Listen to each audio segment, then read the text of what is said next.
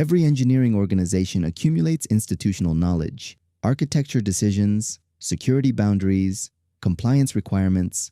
The problem: most of that knowledge never reaches the developer writing the next commit. That's where Arka Sentinel comes in. It runs entirely on the developer's machine, before a commit is created, before code reaches Git, and before a mistake becomes everyone else's problem. Let's look at the first example. A developer decides to implement an inline authentication check. The code itself looks reasonable. It compiles. The tests pass. But something is wrong. This implementation bypasses the organization's established authentication contract.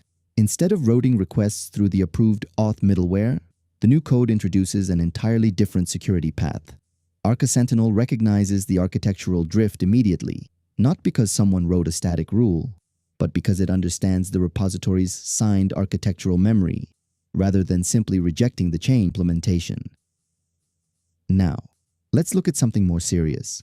A developer introduces dynamic execution using user-supplied input, just one line, one seemingly harmless shortcut, but it creates a trivial remote code execution path.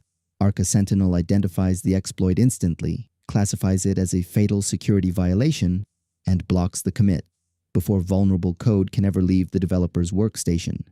Security isn't the only thing engineering teams need to preserve. Governance matters too. Here services. Arka Sentinel remembers that policy. It identifies the violation immediately, explains why the change is incompatible, and prevents the commit. Traditional scanners look for known vulnerabilities. Linters enforce syntax. CI pipelines validate builds.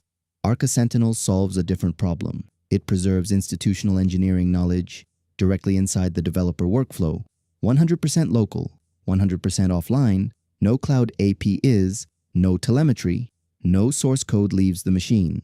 Just deterministic, context-aware validation powered by signed repository memory before every commit.